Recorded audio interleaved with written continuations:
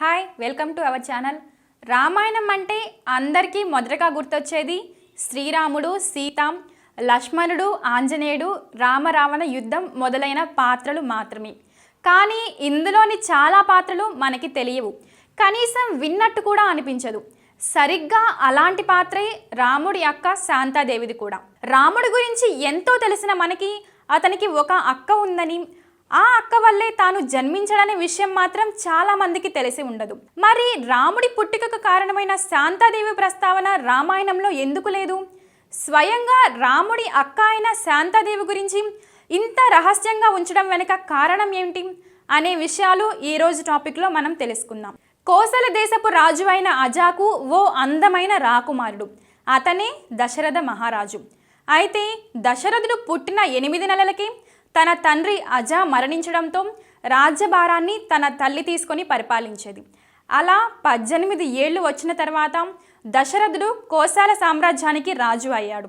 వయసు చిన్నదే అయినా పరిపాలనలో మాత్రం ఎంతో అనుభవజ్ఞుడిగా వ్యవహరించడం ఆయనకే చెల్లింది.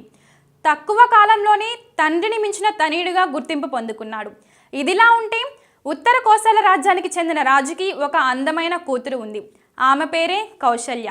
ఆమె సౌందర్యం గురించి వాళ్ళ నోట వీళ్ళ నోట విన్న దశరథుడు కౌసల్యని పెళ్లి చేసుకోవాలని నిర్ణయించుకున్నాడు. వెంటనే ఆ దేశపు రాజుతో మాట్లాడి పెళ్లికి ఒప్పించాడు కూడా. అయితే ఉత్తర కోసపు దేశరాజు దశరథుడు బంధువులు అవుతారని, వాళ్ళంతా ఒకే గోత్రానికి చెందిన వాళ్ళని తెలియదు దశరథుడికి. మరోవైపు లంక రాజ్యాధినేత రావణుడు కూడా కౌసల్య అతి సౌందర్యవతి అని తెలుసుకొని కౌసల్యని పెళ్లి చేసుకోవాలని భావించాడు.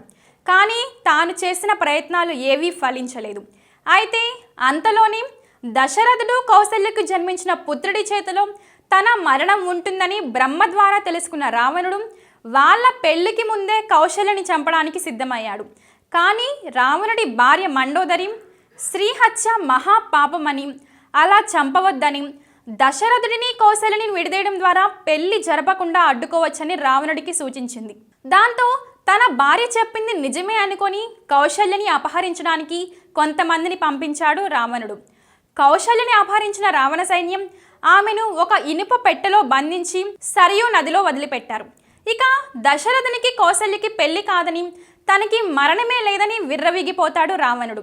అయితే ఒకరోజు దశరథుడు సరియు నది దాటుతుండగా నదిలో కొట్టుకుపోతున్న పెట్టెను చూసి పెట్టెను ఒడ్డుకు చేర్చి తెరిచి చూసి ఆశ్చర్యపోయాడు. దశరథుడు రక్షించింది ఎవరినో కాదు, తాను ఎంతో ఇష్టంగా పెళ్లి చేసుకోవాలనుకుంటున్న కౌసల్యని. అలా వారిద్దరికీ నదీ తీరంలో చూసిన ముని రాబోయే విపత్తు గురించి ముందే తెలుసుకొని వారి దగ్గరికి వచ్చి పెళ్లి చేసుకోవడానికి ఇదే సమయమని, వెంటనే పెళ్లి చేసుకోమని సూచించాడు. దాంతో ముని చెప్పినట్లే దశరథుడు కౌసల్యని వివాహం చేసుకున్నాడు. అలా కొన్ని రోజుల తర్వాత కౌసల్య ఆడపిల్లకి జన్మనిచ్చింది. ఆమె శాంతాదేవి. కానీ ఆ పాపకాలు వంకరగా పుట్టడంతో దగ్గరి బంధువులు పెళ్లి చేసుకోవడం వల్లే పుట్టిన బిడ్డ వికలాంగురాలైందని మహర్షులు వివరించారు.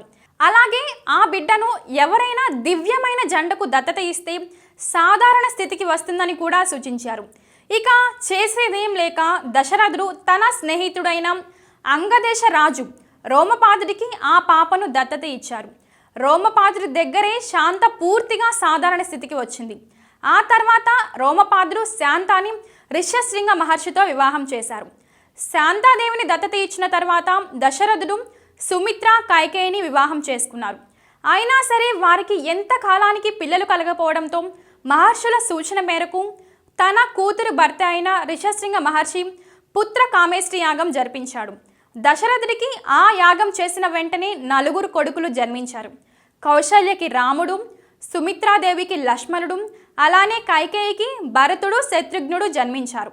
ఎన్నో ఏళ్లుగా పిల్లలు లేని వాళ్ళకి 4 కొడుకులు పుట్టడంతో కోసల రాజధాని అయిన అయోధ్య సంబరాల్లో మునిగిపోయింది. మొత్తానికి కూతురు ద్వారా పుత్రవాత్సల్యాన్ని పొందుకున్నాడు దశరథుడు. సో ఫ్రెండ్స్, చూసారు కదా. ఇక ఈ విషయంపై మీ అభిప్రాయాన్ని తెలియజేయండి. ఇలాంటి మరిన్ని ఇంట్రెస్టింగ్ వీడియోస్ కోసం మా ఛానల్ని సబ్స్క్రైబ్ చేసుకోండి.